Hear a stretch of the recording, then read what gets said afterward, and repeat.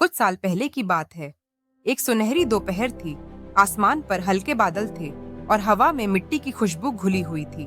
एक शिक्षक और उसका शिष्य लंबी यात्रा पर पैदल निकल पड़े थे। दोनों एक संकरी पगडंडी से गुजर रहे थे, चारों ओर फैले हरे भरे खेतों को निहारते हुए। रास्ता लंबा था और चलते चलते उन्हें बहुत प्यास लग गई। अचानक उनकी नजर एक विशाल खेत पर पड़ी। जमीन उपजाऊ लग रही थी, लेकिन अजीब बात यह थी कि खेत खाली पड़ा था। न कोई फसल, न कोई काम करता किसान। खेत के बीच में एक टूटा फूटा पुराना सा घर था, जिसकी दीवारों पर समय की मार साफ नजर आ रही थी।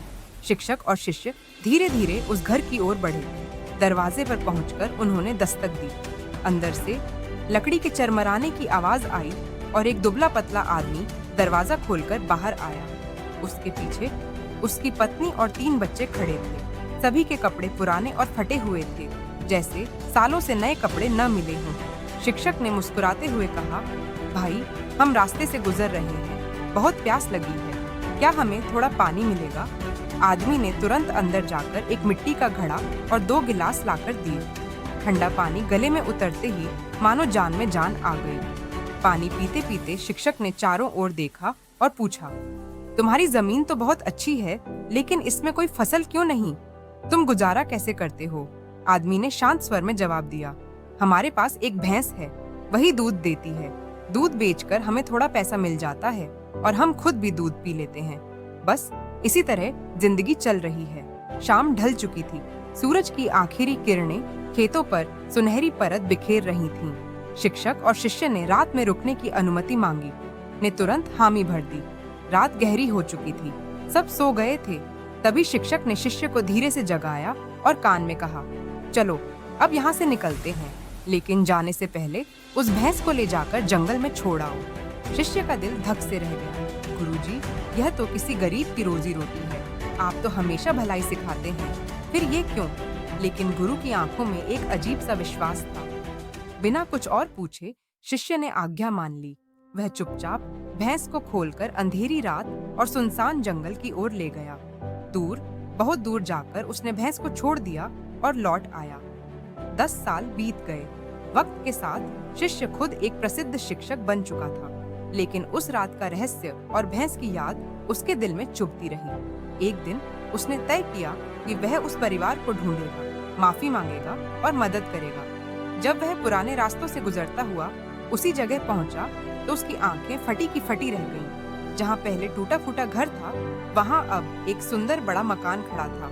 चारों ओर लहलहाते फलदार पेड़ थे, आम, अमरूद, संतरे और अंगूर की बेलें। खेतों में सोने जैसी खड़ी फसलें लहरा रही थीं। वह सोच ही रहा था कि शायद यह जमीन बेच दी गई होगी और नया मालिक यहाँ बस गया होगा। तभी दूर से वही आदमी आता दिखा, लेकिन अब वह बदला हुआ था। साफ सुथरे कपड़े, चेहरे पर आत्मविश्वास और चाल में गर्व।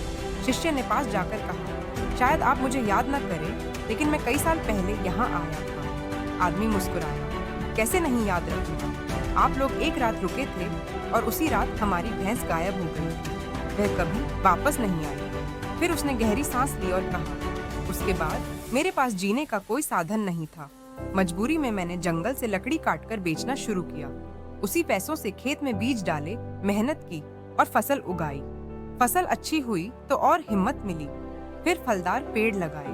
धीरे धीरे मैं इस इलाके का सबसे बड़ा फल बेचने वाला बन गया। शिष्य ने हैरानी से पूछा, तो यह सब भैंस के जाने के बाद हुआ? आदमी ने मुस्कुराकर कहा, हाँ, भैंस थी तो जिंदगी आराम से चल रही थी। मैं कुछ और करने की सोचता ही नहीं था, लेकिन जब वह गई तो मुझे मजबूरन मेहनत करनी पड़ी। तब जाकर मुझे अपने अंदर की ताकत का एहसास हुआ। भैंस का जाना ही मेरी जिंदगी का सबसे बड़ा वरदान बन गया। शिष्य की आंखों में चमक आ गई। अब उसे गुरु की उस रात की बात समझ आ चुकी थी। दोस्तों, आप भी सोचिए, क्या आपके जीवन में भी कोई भैंस है? कोई ऐसा सहारा जो आपको आराम में रखकर आपकी असली क्षमता को दबा रहा है? शायद वक्त आ गया है उस सहारे को छोड़ने का। डरिए मत, आपके पास खोने के लिए बहुत कम है, लेकिन पाने के लिए पूरी दुनिया। मेहनत कीजिए और अपना सुनहरा कल खुद बनाइए। अगर आपको ये कहानी प्रेरणादायक लगी हो तो लाइक करें, शेयर करें, सब्सक्राइब करें और कमेंट करके बताएं कहानी का कौन सा हिस्सा आप